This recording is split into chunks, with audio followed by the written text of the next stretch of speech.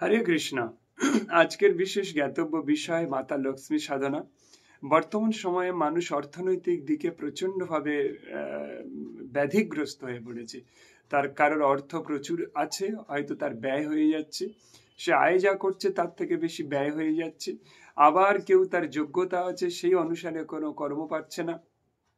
আবার কেউ সে অনেক সম্পত্তি পেয়েছিল বাবা কাকা পূর্বজন থেকে বংশানুক্রমিক ভাবে, কিন্তু সে নষ্ট করে ফেলেছে। কারোর দোকান ভালো চলছিল, সেই দোকান এখন বন্ধ হয়ে গিয়েছে। হ্যাঁ, আবার কারোর প্রথম দিকে ভালো চলেছিল, 2 মাস আর চলছে না। এবং অর্থনৈতিক যে সমস্যা, গতকাল এসেছিলেন একজন টিচার, তিনি ভালোই পান অর্থ, কিন্তু সব বেরিয়ে যাচ্ছে 80%। এরকম বিবিধ প্রকার সমস্যা এই জগতে। কিন্তু আপনি যাই করুন তাই করুন, অর্থের খুবই জরুরি।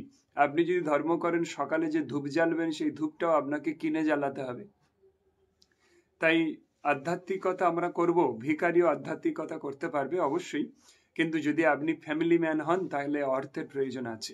যদি আপনি সিঙ্গেল হন তাহলে আলাদা ব্যাপার, আপনি কোনো মঠে মন্দিরে চলে গিয়ে জীবন অতিবাহিত করলেন, তাদের উপরে থাকলেন, খেলেন, তাদের সেবা করলেন। কিন্তু যদি আপনি একটা ফ্যামিলি ম্যান হন, যদি আপনার সংসার থাকে, তাহলে অর্থ তো খুবই জরুরি ব্যাপার ধর্মের সঙ্গে। তাহলে সেই অর্থ লাভ কিন্তু পরিশ্রম করলে আসে না, এটা মূর্খতা আমাদের। আমরা ভাবি পরিশ্রমী অর্থ দেয়। যদি পরিশ্রমী অর্থ দেয়, তাহলে যে ব্যক্তি লেবারের কাজ করে 500 টাকার বেশি তো সে পায় না।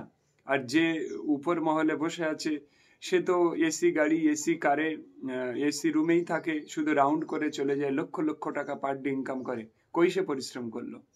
আর পরিশ্রম যারা করছে তারা তো 500 টাকা, 300 টাকা, 400 টাকার বেশি অর্থ পায় না, রোজ পায় না। অর্থাৎ পরিশ্রমী অর্থ আসার মাধ্যম নয়। এটা যদি আমরা কেউ ভাবি আমি পরিশ্রম করে অর্থ নিয়ে আসবো, না, পরিশ্রম অর্থ আসার মাধ্যম নয়, এটাই মূর্খতা। অর্থ আসার মাধ্যম কি? অর্থ আসার মাধ্যম মাতা লক্ষ্মীর কৃপা। এই মাতা লক্ষ্মীর কৃপা কেউ পূর্ব জন্ম থেকে এনেছে। দেখবেন কেউ জন্মেই কোটিপতি হয়েছে, আর আপনি এত চেষ্টা করেও আপনার নুন আনতে পান্তা ফুরোয়। কেন? মাতা লক্ষ্মীর কৃপা আপনার উপরে নেই। আপনি পূর্ব জন্ম থেকে মাতা লক্ষ্মী বিমুখ। হ্যাঁ, এই সমস্ত পূর্বজন্ম থেকে আসে। তাই পূর্বজন্মের যা যা হয়েছে হয়েছে সেটা ক্যান্সেল করার জন্য ভুল ত্রুটি। এই প্রসঙ্গে একটা ছোট্ট কাহিনী বলি, অল্পের শর্টে, টাইম বেশি এখানে নষ্ট করছি না। একজন ব্যক্তি, সে জন্ম নেয়, সে ভিখারি। সে ভিক্ষা করতে গেলে যা, যদি সারাদিন যদি সে ভিক্ষা করে 5 শিকের বেশি পায় না, 1 টাকা আর 4 আনা মানে 25 পয়সা আগের হিসাব। তো সেই 5 শিকের বেশি সে পায় না। তাই কাঁদতে কাঁদতে একটা বৈষ্ণবের কাছে যায়। তো সেই বৈষ্ণব তখন তাকে বলেন যে তার ত্রিকাল দেখেন, দেখলেন তিনি পূর্বজন্মে একটা রাজা ছিলেন। কিন্তু একটা বৈষ্ণব তার কাছে ভিক্ষা করতে গিয়েছিল, আর সেই ভিক্ষা স্বরূপ সে হাজার হাজার মানুষকে তার একটা পার্টি তৈরি করে খেতে দিচ্ছে। একটা বৈষ্ণব গিয়েছে, তাকে মাত্র 5 শিকে দিয়েছে, তাচ্ছিল্য করে। তাই মৃত্যুর পরেও ভিখারি হয়ে জন্মগ্রহণ করে, রাজা ভিখারি হয়। এবং ও এখন ভিক্ষাবৃত্তি ওর কাজ। এখনো ভিক্ষা করতে গেলে 5 শিকেই জোটে। বৈষ্ণবই এই জগতের সবকিছু। ঠিক আছে, ও বৈষ্ণবকে কি দিয়েছে সেটাই ও পরের জন্মে পাবে। কারণ শাস্ত্রে বলা আছে, তোমার হৃদয় সদা গোবিন্দ বিশ্রাম বিশ্রাম, গোবিন্দ কয়েন মম বৈষ্ণব পরাণ। তো যাক, তখন সেই বৈষ্ণব বললেন যে তুমি এক কাজ করো, আজকের ভিক্ষা করে যা পেয়েছো সেটা বৈষ্ণবের সেবায় দাও। হ্যাঁ, তখন সে নিয়ে আসে, সেটা এনে বৈষ্ণব সেবায় দেয়। তারপরের দিন 5 শিকে ডবল হয়ে যায় 2.5 টাকা। তারপরের দিন 5 টাকা, কন্টিনিউ যা যা আনছে প্রত্যেকদিন বৈষ্ণব সেবায় লাগাচ্ছে।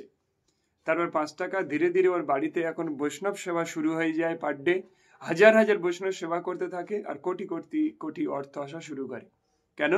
বৈষ্ণবই একমাত্র ভগবান বিষ্ণু কৃষ্ণের আরাধক, আর বিষ্ণুর স্ত্রী হচ্ছেন মাতা লক্ষ্মী। তাই বৈষ্ণবের কাছে সবসময় মাতা লক্ষ্মী এবং সবাই থাকেন। তাই তুমি বৈষ্ণব সেবা করলে তো খুবই ভালো হলো। বৈষ্ণব সেবা তোমাকে অবশ্যই দিতে হবে 2, 4, 5টা। আর তার সঙ্গে এই মন্ত্র জপ করতে হবে। এই মন্ত্রটা আমি ইউটিউবে বলতে পারবো না, কারণ এটা মিডিয়াতে বলা যাবে না। এর কিছু সামগ্রী লাগবে, সামগ্রীগুলো পাঠাবো। ওই এটাতে রক্ষামালা লাগে না, এটাতে শুধু জপের মালা লাগে, একটা লক্ষ্মী যন্ত্রম লাগে, হ্যাঁ, আর একটা শ্রী যন্ত্রম লাগে, শ্রী যন্ত্রম। তো সেই শ্রী যন্ত্রম অনেক কস্টলি। আমি অল্পেতেই যাতে সেটা করে দিতে পারি সেই ব্যবস্থা করব। যারা এটা নিতে চান অবশ্যই আমাকে। আর এবারে আপনাকে কি করতে হবে, সকালবেলা এটা সন্ধ্যাবেলাতে আপনি এই জবটা করে নেবেন প্রত্যেকদিন। পূর্বমুখী বা উত্তরমুখী হয়ে বসতে হবে, ওখানে একটা প্রদীপ জ্বালাতে হবে, প্রদীপটা ঘৃত প্রদীপ হতে হবে, হ্যাঁ, জ্বালাতে হবে। প্রথম 21 দিন আপনাকে এইভাবে করতে হবে, তারপর নর্মাল জব করলে হবে, প্রদীপ টদীপ না জ্বালালে হবে। করলেন এবং কিছু মিঠাই ফল টল মিষ্টি ফিষ্টি রাখলেন, আপনার সাধ্য অনুসারে একটু ফুল রাখলেন, ওই যন্ত্রমের সামনে ফুল দিলেন, ইদম সচন্দন পুষ্পম ওম লক্ষ্মী যন্ত্রায় নমঃ, এটা দিলেন। দিয়ে এবার আপনি মন্ত্র জপ করা শুরু করলেন। 21 দিন এইভাবে করবেন, তারপরে নর্মাল জপ করবেন সারা জীবনের জন্য। হ্যাঁ, 15-20 মিনিটের বেশি লাগবে না, খুব বেশি হলে 20 মিনিট। এইভাবে জপ করুন। আমি কথা দিচ্ছি এই জপটার কোনো বিকল্প নেই। এ মাতা লক্ষ্মী কোনো না কোনো ভাবে আপনার বিভিন্ন দিক খুলে দেবে, যাতে আপনার জীবনে অর্থের কোনো সমস্যা না হয়। তবে এই সাধারণ মানুষ থেকে পাইলট করে দেওয়ার ক্ষমতা এই মন্ত্রের নেই, আমিও পারবো না, কিন্তু আপনার জীবন চেঞ্জ হয়ে যাবে, এটা কথা দিচ্ছি। কেউ সামগ্রী পেতে চাইলে অবশ্যই আমাকে জানান, বাই পোস্ট চলে যাবে। হরে কৃষ্ণ।